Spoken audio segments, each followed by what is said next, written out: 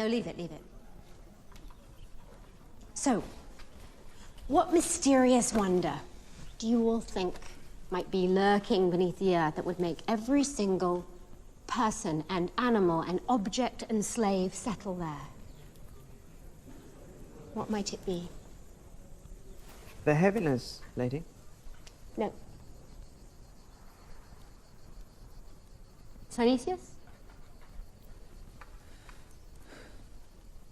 Their weightiness. No, you're both speaking about the same thing, but you're not talking about the primary cause.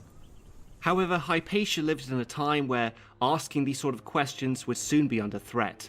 The recently banned religion Christianity had not only been made legal for the first time in its history, but had now been adopted by the Roman emperors. The political landscape throughout the empire was beginning to shift, and religious tensions combined with age-old grudges were boiling over.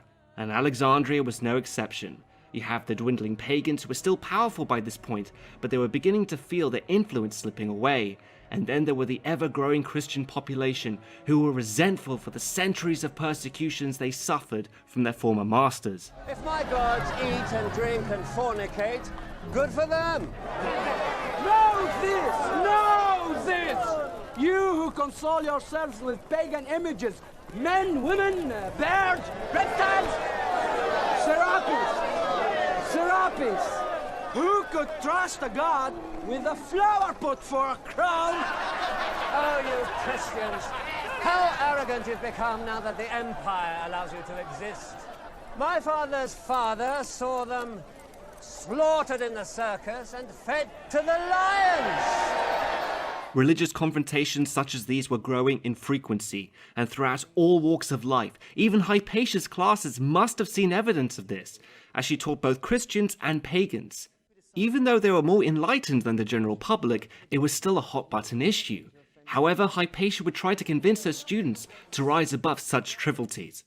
Now, are you both not similar to me? Yes. And you, Orestes? Yes. Now, I am actually saying this to everybody here in this room. More things unite us than divide us. Now, whatever may be going on in the streets, we are brothers. We are brothers. In credit to this movie, I can totally buy that Hypatia would say something like this, since she was not a Christian, but she was also not necessarily a pagan either. She was a Neoplatonist, and that was a philosophy that believed that in order to achieve a union with the divine or the universe, the best way of attaining that was to disregard the world's distractions and to focus on meditating, studying, and basically just to live a good life. But such enlightened thinking was mostly held by the privileged few.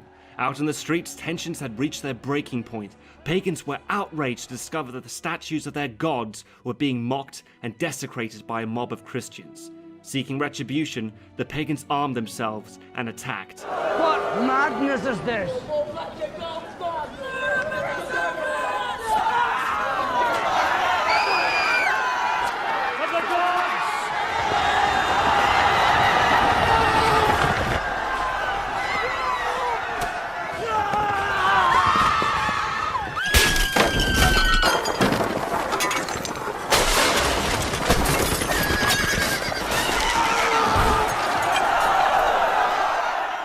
The streets ran with Christian blood, but the pagans soon discovered that they had greatly underestimated their size and ferocity. The Christians counterattacked in much greater numbers, forcing the pagans to flee. They retreated to the Serapeum with Christian hostages and barred the doors.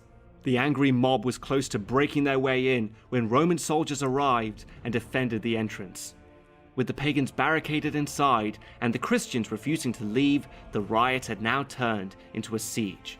Some time passed as word of this reached the Emperor Theodosius, and I'm sure that the pagans were really nervous that their lives were in the hands of a Christian emperor, one who had been actively abolishing pagan practices for some time. Eventually, he sent word back to the governor of Alexandria what his decree would be.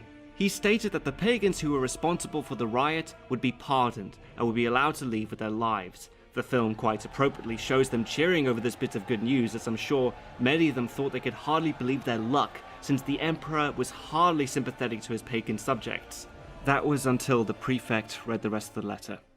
The insurgents will abandon the Serapeum and the library immediately, allowing the Christians to enter and dispose of the premises as they see fit. So, with nothing holding back the mob, they burst into the Serapeum en masse. Now, why did Theodosius do this? Well, besides the library, within the walls of the Serapeum was a temple to the god Serapis. And around this time was when Theodosius really started putting into effect his war against paganism. Throughout the entire empire, he would either allow or authorize the destruction of many pagan sites. Just like you're seeing here. Centuries of history and culture disappearing within his reign. The temple of Serapis was completely destroyed, but the true loss came when the Christians descended upon the library and tore it apart. Now, I must say that even though the contents of this library was much smaller in size compared to the glory of the original one, its loss cannot be understated, since it's quite possible that this was all that remained of the great library of Alexandria. Shortly after, paganism was officially abolished, and Christianity had become the new dominant power. Now, the movie jumps forward in time, but it doesn't say how much exactly. By the events you're about to see in this review, this would have been around 415, and a lot of stuff has happened since the destruction of the Serapeum. If I was in Hypatia's shoes, it would have looked like the end of the world to me. The last bastion to the wisdom of the ancient world was gone. Almost all of the pagans had either converted or fled Alexandria, and any who were left were much weaker as a result. The empire had divided, and the once mighty city of Rome had been sacked by barbarians only 5 years before, which shocked the Roman world since it had been the first time in 800 years. In spite of all of this, Hypatia continued to teach and was still considered a very honorable and influential woman in the city, with many friends in high places such as the new prefect Orestes. In the movie, their friendship is based on the fact that he used to be one of her students. However, I have been unable to find any evidence of this, and it seems to me that their relationship was more likely politically driven, that Orestes wished to use her influence to garner support for his administration. And he definitely needed all the help he could get, as there was a new wave of religious fundamentalism sweeping the city. This was from a powerful order of monks called the Parabolani, who were led by the new bishop of Alexandria called Cyril. In his new position, Cyril sought temporal as well as spiritual power amongst his Christian followers. Basically, he was the real-world equivalent of the High Sparrow from Game of Thrones. The one thing blocking his path to total power was Orestes, who had the support of the city elite, like Hypatia, and the Jews. And during all of this were frequent and violent confrontations between the Parabolani and the Jews. Damn Jews!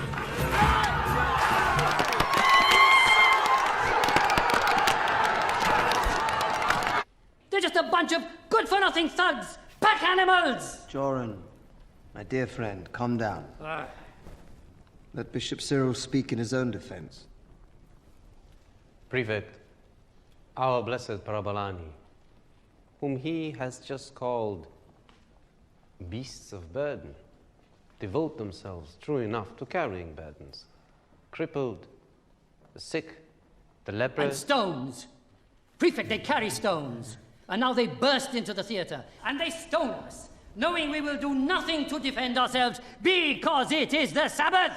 On the Sabbath, you should honor God in your synagogues instead of stuffing yourselves with sweets at the theater.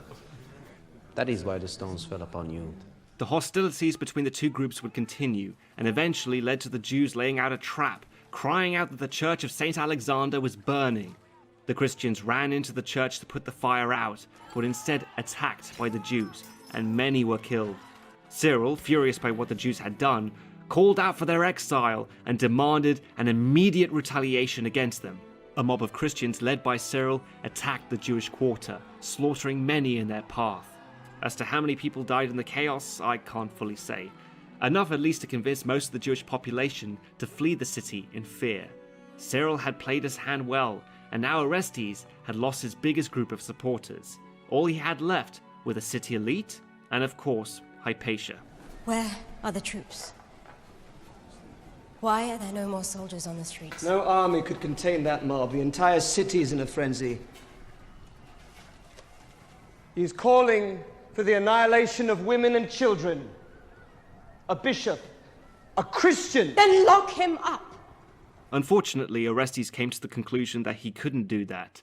His fears that he would ostracize the large Christian following Cyril had, and in doing so, risk an all-out uprising. Orestes' power and influence was slipping away. He accepted counsel from his most trusted advisor, which was Hypatia.